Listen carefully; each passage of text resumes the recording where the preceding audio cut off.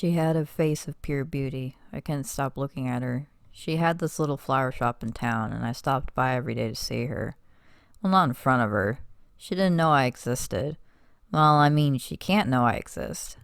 I'm a mutant ninja turtle, and she'd be scared shitless, really. But I couldn't stop but look at her. It was just something about her made me happy. I would always come by every night just to make sure she is okay.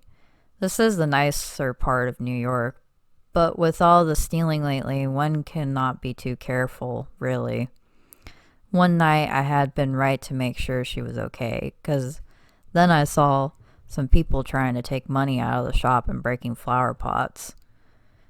They held her up as they choked her, and she gasped for air as they slowly killed her, and I stepped into action as I ran into the shop and kicked him down.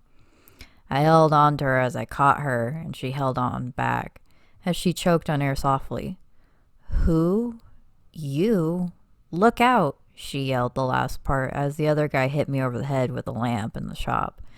It broke over my head and I started to bleed, but I was overall okay since I'm a mutant, and we don't get hurt or go down easy. "Bastard, get out of our way!"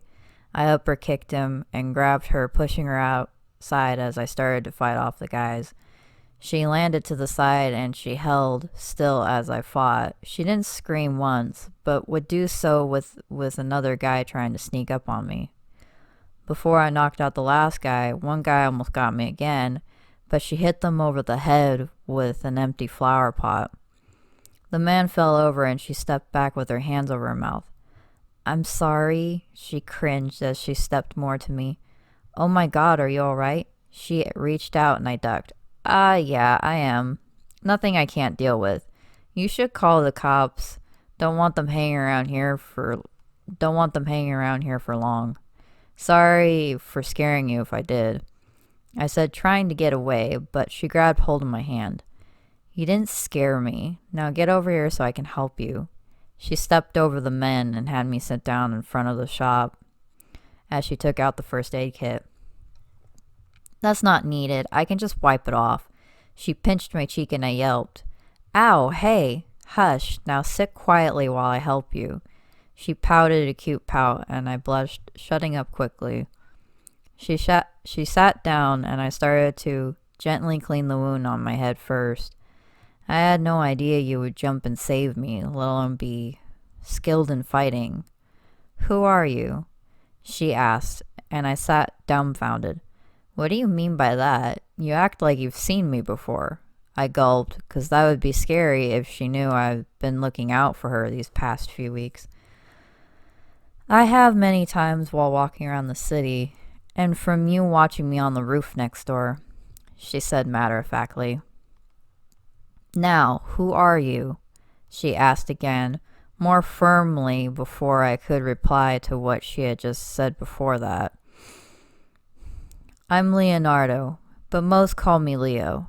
She looked up at him as she patted the cuts carefully. "I see. Well, Leo, my name is your name.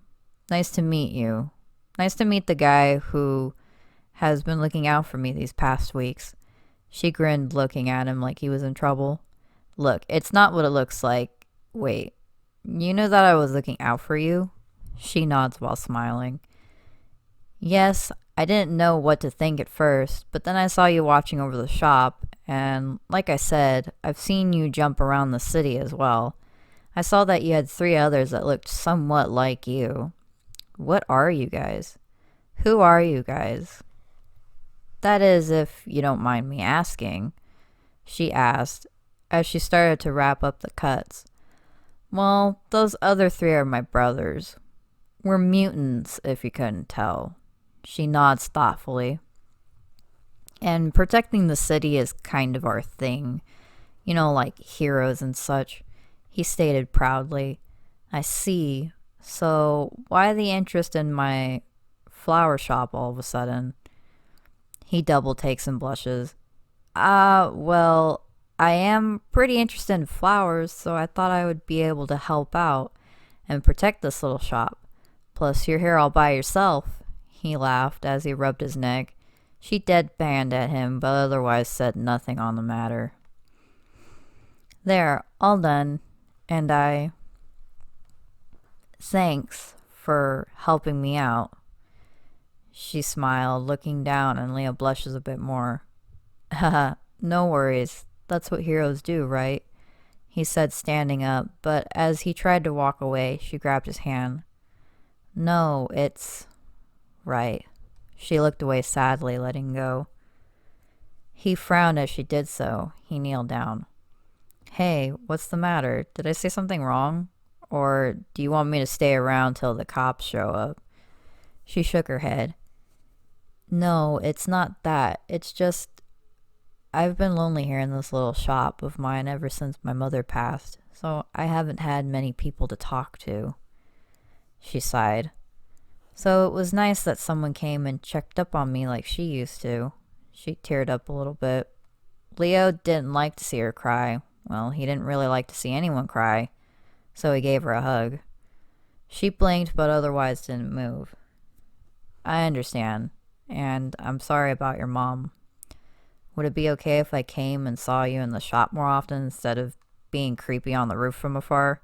She laughed at that. I would like that very much, but are you sure your family wouldn't mind? He nods. Yeah, and they would love to meet you if you're okay with it. They like meeting new people. He said with a wide smile. Then I would love to meet them too. She giggled, and Leo couldn't help but smile at that. Let's get things cleaned up before anyone sees me. You might cut yourself with all the glass. She nods as she stood up. I would be grateful if you did. They smile as they started a friendship, and years later, a couple, soon to be married, and they couldn't be happier.